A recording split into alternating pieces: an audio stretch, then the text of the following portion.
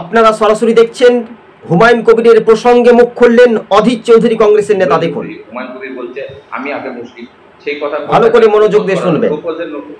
জবাবেও তিনি বলেছেন আমি কোনো মন আহত বা আহত নয়, আমি বলেছি এই না, আমার কথা হচ্ছে যে পশ্চিমবঙ্গের মুখ্যমন্ত্রী আপনি নিরপেক্ষ হচ্ছেন না কেন? আপনি হুমায়ুন কবিরকে শোকজ করছেন। হুমায়ুন কবির যার বিরুদ্ধে বলছে তার বিরুদ্ধে আপনি কি করেছেন বলুন? হুমায়ুন কবির যদি হুমায়ুন মুখার্জি হতো, হুমায়ুন ব্যানার্জি হতো, তাহলে তো আপনি করতেন না। আপনারা করছেন কেন? হিন্দু ভোটকে পকেটে পোড়ার জন্য। দেখো আমি হুমায়ুনকে ছাড়লাম না, অথচ এই মুখ্যমন্ত্রী মমতা ব্যানার্জি আজ যিনি নীতির কারণে, আদর্শের কারণে হুমায়ুনকে শোকজ করছে, যখন হুমায়ুনের কথায় এই মুর্শিদাবাদ জেলার শক্তিপুরে দাঙ্গা হচ্ছে, যখন হুমায়ুন কবির বলছে 70% মুসলমান, 30% হিন্দু, মনে করলে মুসলমানরা হিন্দুকে জলে ভাসিয়ে দিতে পারে, আপনি তো প্রোটেস্ট করেননি। কারণ তখন আপনার প্রয়োজন ছিল মুসলমান ভোট। উল্টে আপনার এই আইপ্যাক তারা হিন্দু এলাকায় গিয়ে প্রচার করেছে হিন্দুরা এক হও। ভালো করে মনোযোগ দিয়ে শুনবেন। এই রাজ্যের শাসক দল হিংসার রাজনীতি করে, তাও প্রসঙ্গিত হিন্দুরা 48% বহরমপুর লোকসভায়, অথচ এটা মিথ্যা তথ্য। হিন্দুরা বহরমপুর লোকসভায় মাত্র 33 থেকে 34%। সেদিন তো আপনি হুমায়ুন কবিরের এই মন্তব্যের প্রতিবাদ করেননি, যখন বলেছিল 70% মুসলমান, মনে করলে 30% হিন্দুকে মেরে গঙ্গা জলে ভাসিয়ে দিতে পারে। আপনি তো প্রোটেস্ট করেন। আমরা করেছি, সেদিনও করেছি, আজও করছি। এই দাঙ্গা আপনি লাগিয়েছিলেন আমাকে হারানোর জন্য। আপনি তো সেদিন ব্যবহার করেছিলেন হুমায়ুন কবিরকে, তার পরিচয় ছিল সে একটা মুসলমান এমএলএ, তাই তার কথাতে কাজে হবে, কাজও হয়েছে। ওই হুমায়ুন কবিরকে তারপরে, তার আগে, তার মাঝে কখনো কি পার্টি শোকজ করেছিল? আজ কেন শোকজ করছে? হুমায়ুনের অপরাধটা কি আছে? আপনার ইশারার বাইরে কিছু হয়েছে?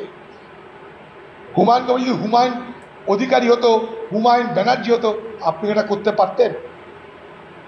আপনি হুমায়ুনকে শোকজ করে আপনি বুঝাতে চাইছেন আমি মুসলমান পরোয়া করি না, হিন্দু ভাই আমাকে ভুল বুঝে না, আমি মুসলমানদের খুশি করার রাজনীতি করি না, হিন্দুরা আমাকে ভুল বুঝে না। ওই দেখো হুমায়ুন কবিরকে আমি শোকজ করলাম।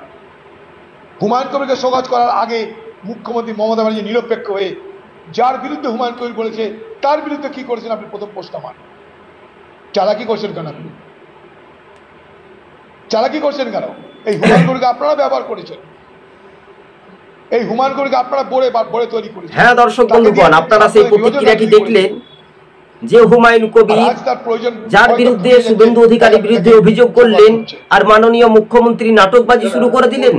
হ্যাঁ, এটাই বাস্তবে অধীর রঞ্জন চৌধুরী সাংবাদিকদের প্রশ্নের উত্তরে বাংলার মানুষকে তিনি বুঝিয়ে একেবারে স্পষ্টভাবে জানিয়ে দিলেন হুমায়ুন কবিরের বিরুদ্ধে যখন রীতিমতো ব্যবস্থা নিতে পারল, তখন বিজেপির বিরোধী দলের নেতার বিরুদ্ধে, শুভেন্দু অধিকারীর বিরুদ্ধে কি নিশানা নিলেন? তার বিরুদ্ধে কি একটা মামলা দায়ের করেছেন? আসলে না, এটা বোঝাতে চাইছে যে আমি মুসলমান দরদি নয়, আমি হিন্দু দরদি। এটাও কিন্তু মুখ্যমন্ত্রী 26-এর ভোটে জিতার জন্য একটা আপ্রাণ চেষ্টা করছে। তাই হুমায়ুন কবিরকে দিয়ে এখন কোনো কাজ হবে না। লোকসভা দিয়ে যখন কাজ হয়েছিল, অধীর চৌধুরীকে ভোটে হারানোর জন্য একটা পদক্ষেপ ছিল, বলেছিল যে 70% মুসলিম আর 30% রয়েছে হিন্দু, গঙ্গাতে ভাসিয়ে দেবো। এই কথার উত্তর বলেছিল তখন মাননীয় মুখ্যমন্ত্রী। আপনি চুপ ছিলেন কেন? এটাই প্রশ্ন করেছিলেন কংগ্রেসের প্রাক্তন সাংসদ অধীর রঞ্জন চৌধুরী। তাই অধীর চৌধুরী হেরেছে। আপনাদেরকে এটাও বিশ্বাস করে আমরা বলতে পারি, যদি অধীর চৌধুরী মুর্শিদাবাদের যে কোনো বিধানসভা থেকে কংগ্রেসের প্রার্থী হয় কিনা সম্ভবত, যদি কংগ্রেস দল তাকে মনে করে দিল্লির কংগ্রেস, তাহলে অধীরের জয় নিশ্চিন্তে হতে পারে। দর্শক বন্ধুগণ, আজকে ছিল আমাদের এই পর্যন্ত প্রতিবেদন। সকলেই ভালো থাকবেন, সুস্থ থাকবেন। ধন্যবাদ।